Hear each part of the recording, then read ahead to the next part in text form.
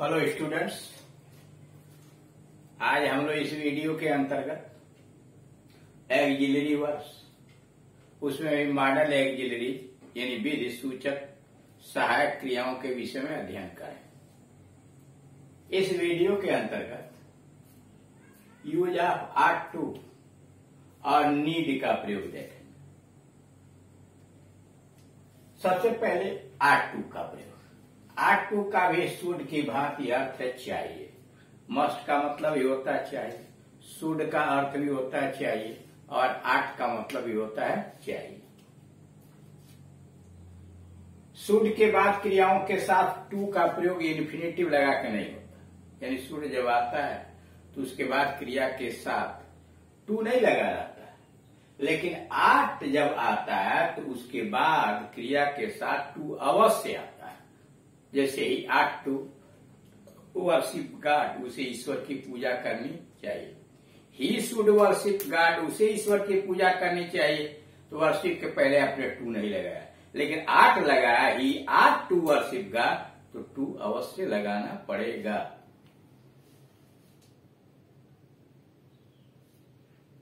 इससे निम्नलिखित बातों का बोध होता है। ऊपर वही जो बात आपको समझाए हैं कि आट का भी प्रयोग शुड की भांति अर्थ है चाहिए।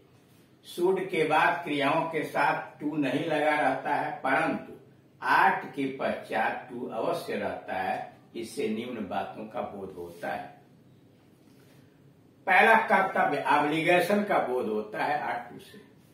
We are to obey our elders, ये हमारा ड्यूटी, हमें अपने से बड़ों के आदेश का पालन करना चाहिए।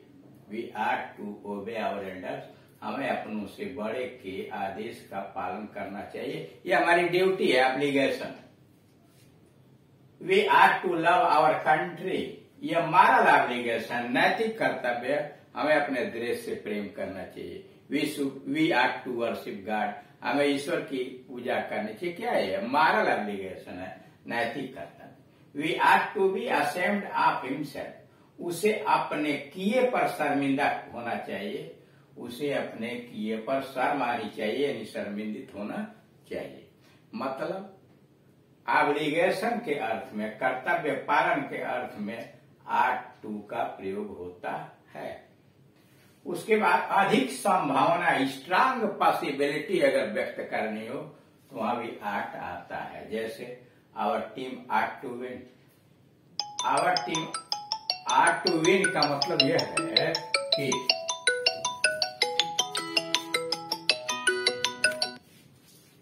आट टू विन का मतलब यह हुआ हमारे यहाँ कि जैसे our team ought to win, इस बात की बहुत संभावना है कि हमारी टीम को जीतना चाहिए।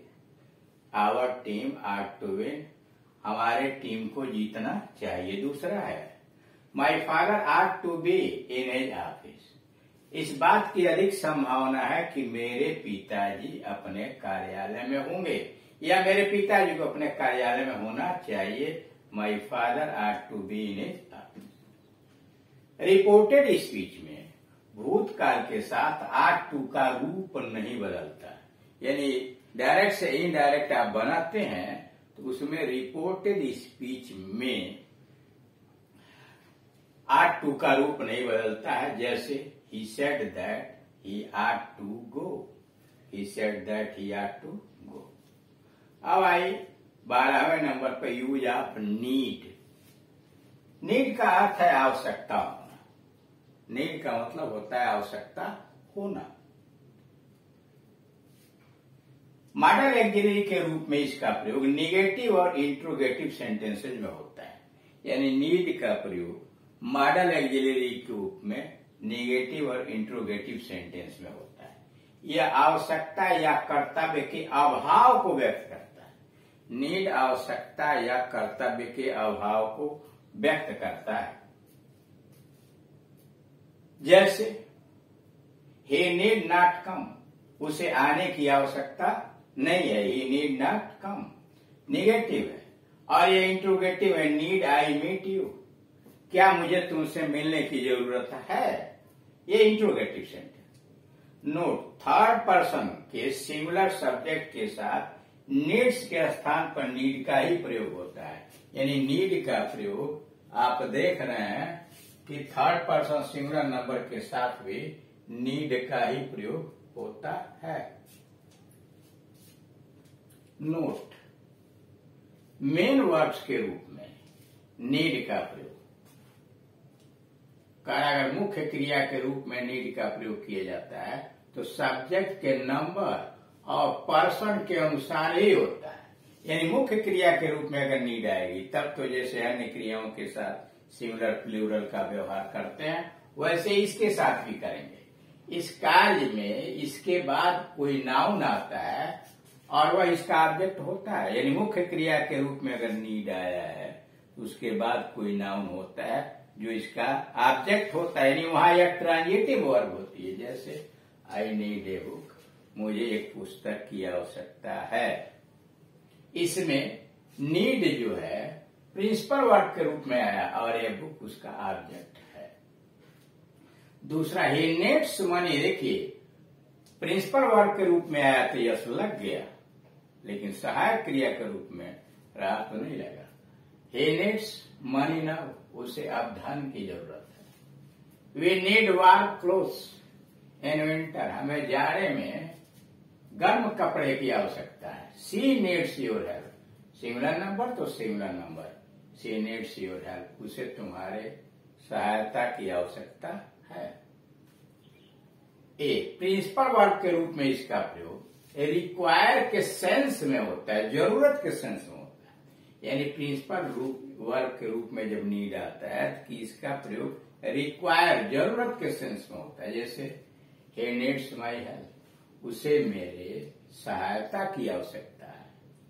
We need one more player for the team, हमें टीम के लिए एक और खिलाड़ी चाहिए। We need one more player for the team, हमें टीम के लिए एक और खिलाड़ी चाहिए। तीसरा, he needed some more time to decide the issue, मामले का निश्चय करने के लिए, निर्णय करने के लिए उसे कुछ और समय की आवश्यकता है।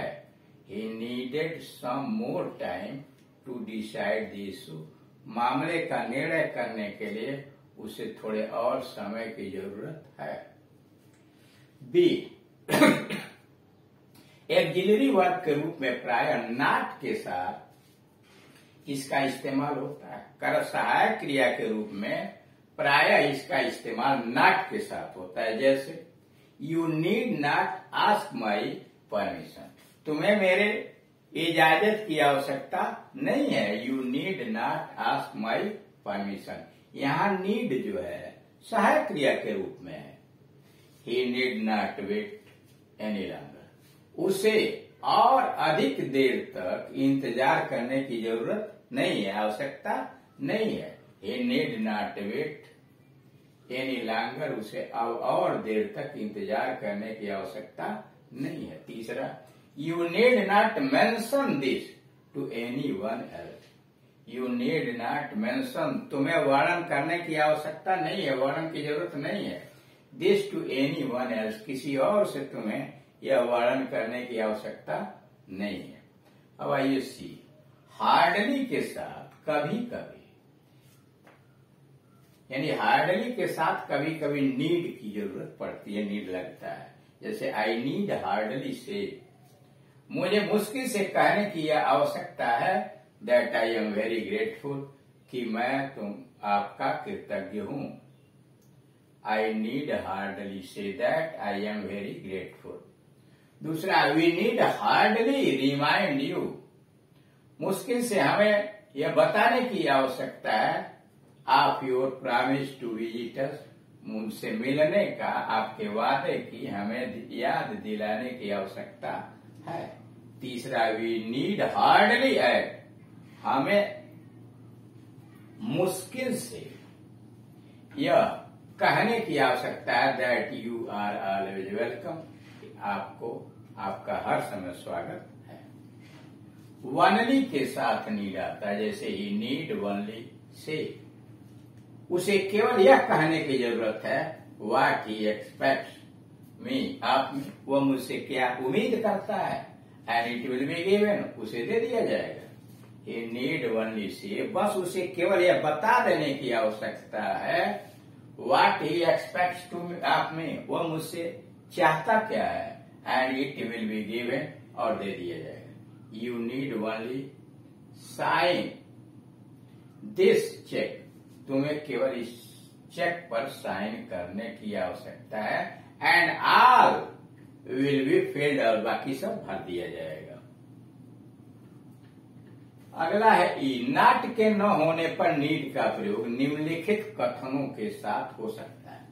कारण नाट के न होने पर नीड का प्रयोग निम्नलिखित कथनों के साथ हो सकता है।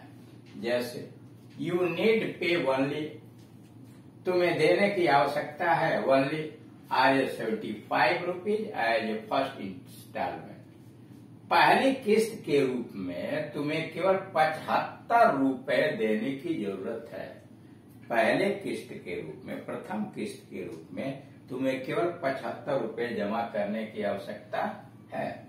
दूसरा, I don't think we need copy all this figures, मैं नहीं सोचता हूं कि हम लोगों को इस सारे आंकड़ों का कॉपी करने की आवश्यकता है। I don't think we need copy all these figure, मैं यह नहीं सोचता हूं कि हमें इन सारे आंकड़ों की नकल करने की आवश्यकता है। यह पास्ट टाइम के संदर्भ में नीड के बाद परफेक्ट इंडेफिनिट आता है। पास्ट टाइम के संदर्भ में नीड के बाद परफेक्ट इंडेफिनिट आता है। जैसे he need not have lost his temper, he need not have lost his temper, ये पास्ट टेंस के संदर्भ में उसे अपना स्वभाव, यानी he need not have lost his temper, उसे अपना स्वभाव नहीं खोना चाहिए था, यानी आपा नहीं खोना चाहिए था। You need not have waited for my proposal, तुम्हें मेरे प्रस्ताव का इंतजार नहीं करना चाहिए था। इसमें देख रहे हैं यू नीड नॉट के बाद हैव वेटेड लिखा हुआ परफेक्ट। नोट, यदि उत्तर नेगेटिव में हो तो नो ही नीड नॉट, अथवा नो यू नीड नॉट। अगर किसी प्रश्न का उत्तर नेगेटिव में हो तो नो यू नीड नॉट या नो ही नीड नॉट बोला जाता है या लिखा जाता है। परंतु यदि उत्तर पॉजिटिव सकारात्मक हो तो तब आपको यह कहना चाहिए यस ही मस्ट अथवा यस यू मस्ट। यानी अगर उत्तर पॉजिटिव है तो नीड नॉट नहीं बल्कि यस ही मस्ट या यस यू मस्ट कहना चाहिए। ऐसे संदर्भ में नीड नॉट का पॉजिटिव नीड नहीं होता, मस्ट होता है। यानी ऐसे मामले में प्रश्न के उत्तर में नीड नॉट का सकारात्मक पॉजिटिव नीड नहीं होता, वो मस्ट होता है।